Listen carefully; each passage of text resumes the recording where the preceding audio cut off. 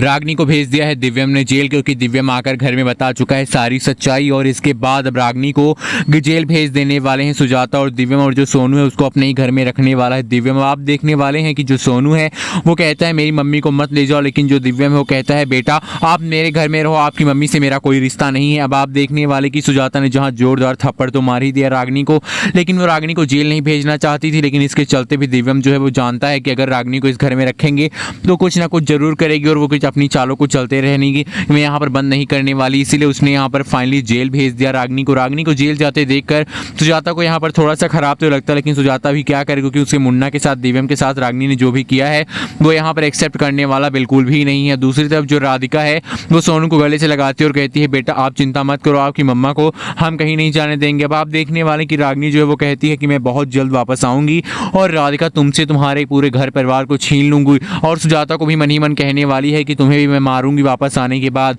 तब भाई जो रागिनी है उसकी बहुत बड़ी सच्चाई सबके सामने तो आ ही गई है कि उसने दिव्यम की जान लेने की कोशिश की थी।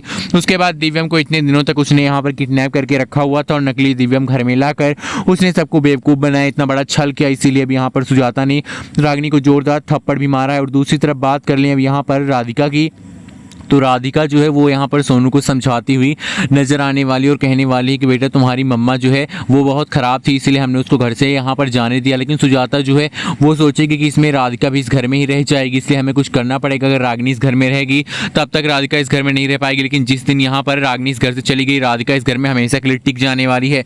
लेकिन जब दिव्यम सारी सच्चाई बताएगा कि रागिनी उसकी वाइफ थी ही नहीं और सोनू उसका खुद का खून नहीं है, तो ये सुनकर सुजाता जो है नफरत करने लगेगी सोनू से भी और कहेगी अगर ये हमारे मुन्ना का खून नहीं तो इसे अपने घर में बिल्कुल भी एक्सेप्ट नहीं करेंगे। तो हम राधिका और गौरी को ही अपनी घर की बेटियां मानेंगे और इस सोनू के कुछ भी नहीं। आप चाहते हैं सब कमेंट करके बताएं।